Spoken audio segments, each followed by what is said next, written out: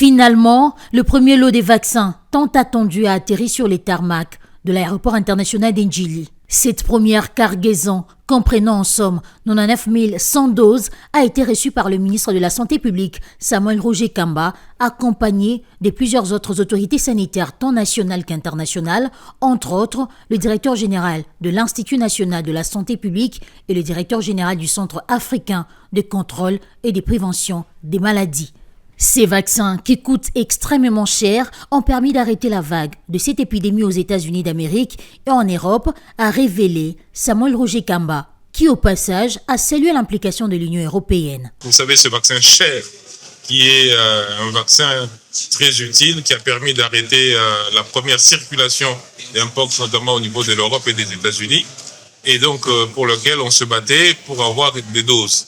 Nous avons effectivement été aidés beaucoup par l'Union européenne avec Africa CDC pour pouvoir accéder à ces doses. Après réception d'au moins 200 000 doses attendues, viendra ensuite l'étape de la microplanification en vue d'identifier les provinces prioritaires pour la vaccination. Nous allons maintenant faire la microplanification, c'est-à-dire savoir exactement à qui on donne le vaccin, à quel endroit, étant donné qu'on a plusieurs endroits chauds, comme on dit chez nous ici, et donc ce sont ces provinces prioritaires que nous allons d'abord considérer.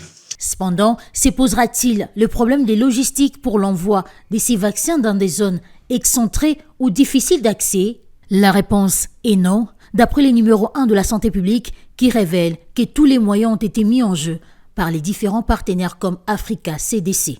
Pour ce qui est de la logistique, nous avons déjà l'argent grâce à l'Africa CDC encore et grâce donc à beaucoup de partenaires qui ont permis que l'UNICEF qui va faire la logistique soit assez à l'aise avec les moyens disponibles.